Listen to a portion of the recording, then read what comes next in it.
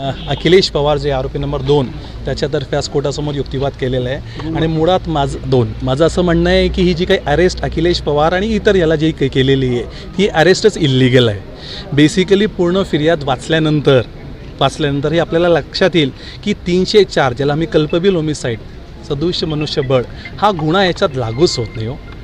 101% जी घटना घडलेली ती दुर्दैवी घटना घडलेली आहे, त्याबद्दल मी कोर्टासमोरही संवेदना आपली दाखवली की अशी घटना घडायला नको होती ज्यात 4 लोकांचा जीव गेलेला आहे। परंतु आता प्रश्न जो झालेला आहे तो ह्या आरोपींच्या कस्टडीचा प्रश्न आहे आणि संविधानाने त्यांना अधिकार दिलेला आहे की unless following the due procedure of law जोपर्यंत होत नाही तोपर्यंत तुम्ही त्यांना कस्टडीमध्ये 1 मिनिटही ठेवू शकत नाही।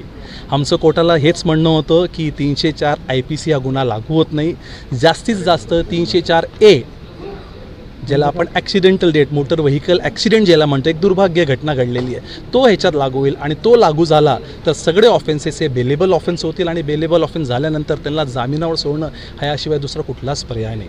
जास्त याच्यावर बोलता येणार नाही कारण आता सध्या ऑर्डर होणं बाकी आहे की त्यांना पोलीस कस्टडी भेटते की ते मॅजिस्ट्रेट कस्टडीमध्ये जातं, त्यानंतर आम्ही भाष्य करतो।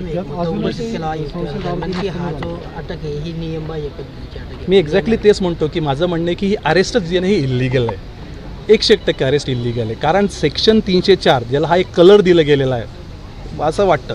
7 तारखेची घटना आहे, 24 तारखेला तुम्ही त्यांना अटक करताय, 14-15 दिवस हे दोघेही आरोपी मुंबईच्या हॉस्पिटलमध्ये होतात, मग तेव्हा तुम्हाला का वाटलं नाही की आपण त्यांच्याकडे जाऊन विचारपूस करावी? वाय फॉर 15 to 17 days हे गप्प बसले होते।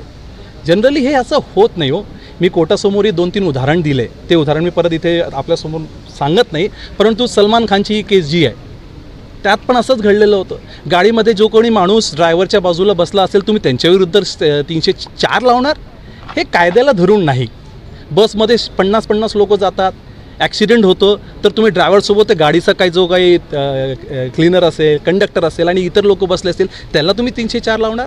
माझ्या माहितीप्रमाणे मला जे काही वाटतं ते 304 लावणं हे अतिरेकच आहे आणि आता वेट अँड वॉच की काय होतं त्यानंतरच बघू, पुढे बोलू। दबाव हे शब्द मी नाही बोलणार, त्याबद्दल तो माझा अधिकार नाही बोलायचा। मी फक्त कोर्टात जी काही फिर्याद आलेली आहे फिर्याद वाचल्यानंतर आम्हाला सगळ्यांना म्हणजे सिनियर काउन्सिल आमचे प्रकाश पाटील सर पण इथे, अखिल इस्माईल सर पण होते, तर आम्हाला असं वाटतं 304 बेसिकली 304 IPC लागत नाही, जास्तीत जास्त 304A डेथ बाय निग्लिजन्सी हा ऑफेन्समध्ये होईल। सर गांजाच्या मुद्द्यावर मी आपल्याकडे येतो। गांजाचा मुद्दा सर जसं काही आयो साहेबांनी कोर्टासमोरही सांगितलं की हा ॲक्सिडेंट खूप मोठ्या स्वरूपात होता, जे गाडीने ॲक्सिडेंट झालेलं ती गाडी 2 नाही 3 4 पलटलेली आहे। अशा परिस्थितीमध्ये आपण लोकांना इथं प्रश्न राहील की अशा 2 पुड्या त्या सीटच्या जवळ राहतील का? हे शक्यच नाही। हे कुठेतरी काहीतरी प्लान केलं गेलेलं आहे आणि अजून तो गांजा हे कशावरून म्हणतोय आपण, कोण बोलतोय? एक्सपर्टची रिपोर्ट अजून आलेली नाही आहे, पासवर्डही असू शकतो, आम्ही हे म्हणत नाही की तो गांजा नाही, पण त्याची एक ऑथॉरिटी आहे, फॉरेन्सिक रिपोर्टकडे तुम्हाला थांबावं लागेल, ओपिनियन येऊ द्यावं लागेल आणि ओपिनियन आल्यानंतर आम्ही बांधलेलो आहे तो गांजा असेल तर त्या हिशोबाने आम्ही आमचा विषय कोर्टासमोर मांडू।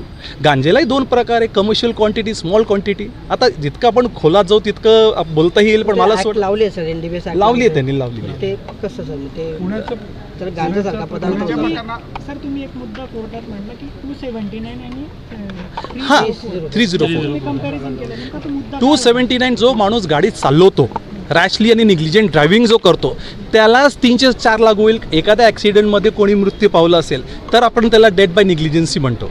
तर इथे केसमध्ये अखिलेश पवार गाडी चालवतच नाही असं इन्व्हेस्टिगेशन ऑफिसरने आपल्यासमोर कोर्टात म्हटलं आहे की एक आरोपीने दुसरं स्टेटमेंट दिलेलं आहे। मग तुम्ही अखिलेश पवार विरुद्ध कसं 304चा गुन्हा लावू शकता? तोही 19 वर्षाचा मुलगा आहे, त्याच्याविरुद्ध कुठलेच गुन्हे नाही, त्याची मानसिक स्थिती आता ढासळलेली आहे। तर आपल्याला हे लक्षात घ्यावं लागेल आणि परत मी म्हणेल कोर्टाचा विषय आहे, अजून जजमेंट किंवा ऑर्डर त्या रिमांडवर येणं बाकी आहे, त्याच्यावर जास्त बोलणं योग्य होणार नाही, म्हणून इतकं म्हणून मी ते थांबतो।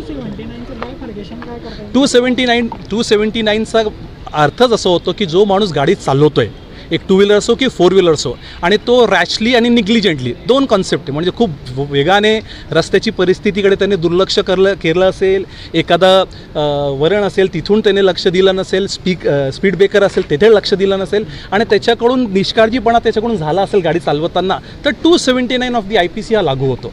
पण जेव्हा इथे अखिलेश पवार गाडीच चालवत नाही आहे तर मग 279 आणि त्यानंतर 304चा कुठे विषय आला?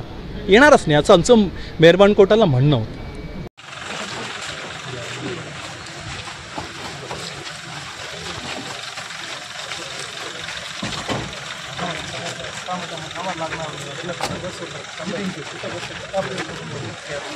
जरा एक जागा जाऊ दे. एक मिनिट. अरे जाऊ दे ना दादा. जाऊ दे दरवाजा. लावून दरवाजा. या मागे इकडे इकडे बस हा चला बस बस बस बस किशोर आपलं ललित